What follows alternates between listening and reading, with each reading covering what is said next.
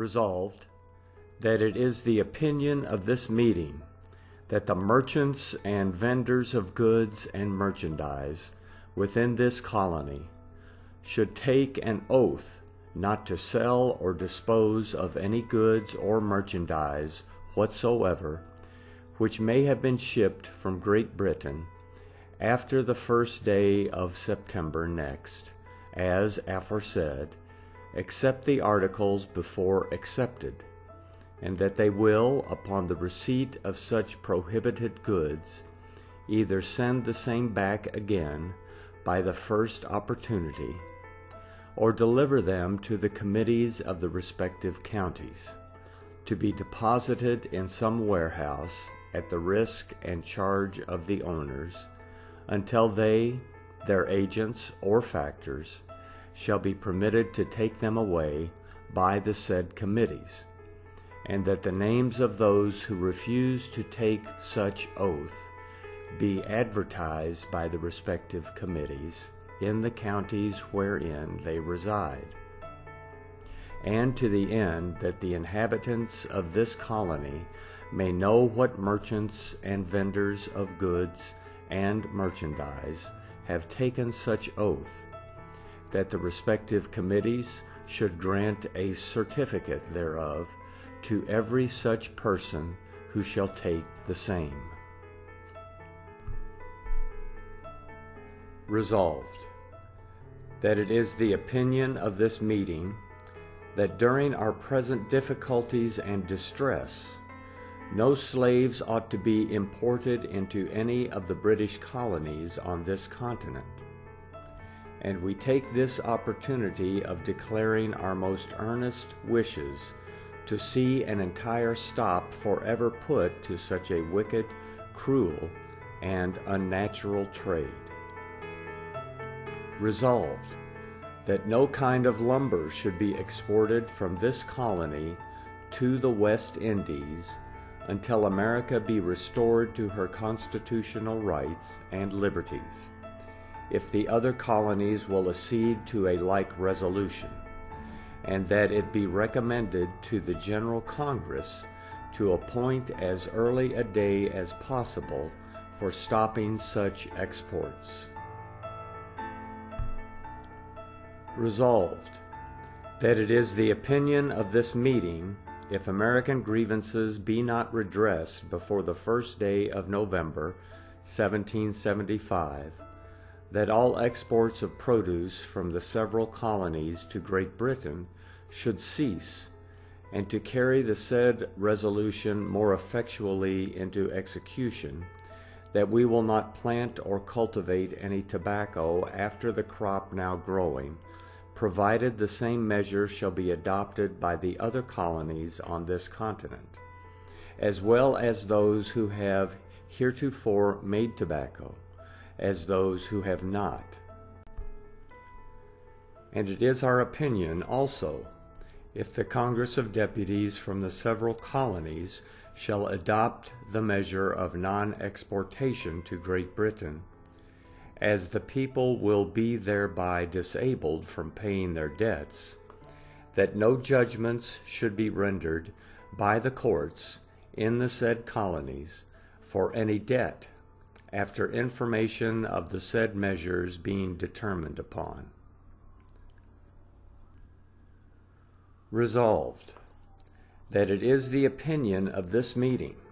that a solemn covenant and association should be entered into by the inhabitants of all the colonies, upon oath, that they will not, after the time which shall be respectively agreed on at the General Congress, export any manner of lumber to the West Indies, nor any of their produce to Great Britain, or sell or dispose of the same to any person who shall not have entered into the said covenant and association, and also that they will not import or receive any goods or merchandise which shall be shipped from Great Britain after the 1st day of September next, other than the before enumerated articles, nor buy or purchase any goods except as before excepted, of any person whatsoever, who shall not have taken the oath herein before recommended to be taken by the merchants and vendors of goods, nor buy or purchase any slaves hereafter imported into any part of this continent, until a free exportation and importation be again resolved on by a majority of the representatives or deputies of the colonies, and that the respective committees of the counties in each colony, so soon as the covenant and association becomes general, publish by advertisement in their several counties a list of the names of those, if any such there be, who will not accede thereto, that such traitors to their country may be publicly known and detested. Resolved, that it is the opinion of this meeting that this and the other associating colonies should break off all trade, intercourse, and dealings with that colony, province, or town which shall decline or refuse to agree to the plan which shall be adopted by the General Congress.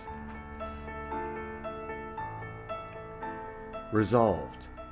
that should the town of Boston be forced to submit to the late cruel and oppressive measures of government,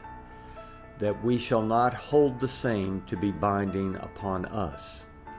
but will, notwithstanding, religiously maintain and inviolably adhere to such measures as shall be concerted by the General Congress for the preservation of our lives, liberties, and fortunes. Resolved, that it be recommended to the deputies of the General Congress to draw up and transmit a humble and dutiful petition and remonstrance to His Majesty, asserting in decent firmness our just and constitutional rights and privileges, lamenting the fatal necessity of being compelled to enter into measures disgusting to His Majesty and His Parliament, or injurious to our fellow subjects in Great Britain, declaring in the strongest terms our duty and affection to His Majesty's person, family, and government, and our desire to continue our dependence upon Great Britain, and most humbly conjuring and beseeching His Majesty not to reduce His faithful subjects of America to a state of desperation, and to reflect that from our sovereign there can be but one appeal. And it is the opinion of this meeting that after such petition and remonstrance shall have been presented to His Majesty, the same shall be printed in the public papers in all the principal towns in Great Britain.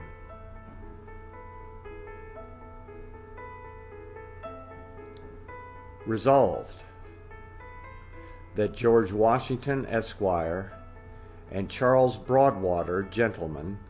lately elected our representatives to serve in the General Assembly, attend the convention at Williamsburg on the 1st day of August next, and present these resolves as the sense of the people of this county upon the measures proper to be taken in the present alarming and dangerous situation of America. Resolved, that George Washington, Esquire, John West, George Mason, William Rumney, William Ramsey,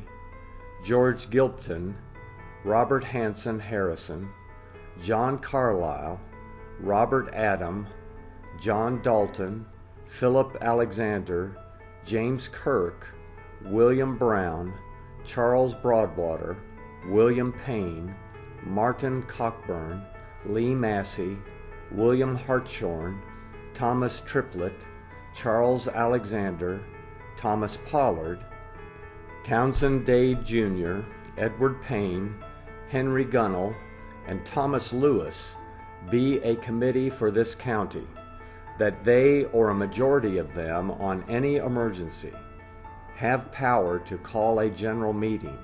and to concert and adopt such measures as may be thought most expedient and necessary. Resolved, that a copy of these proceedings be transmitted to the printer at Williamsburg to be published.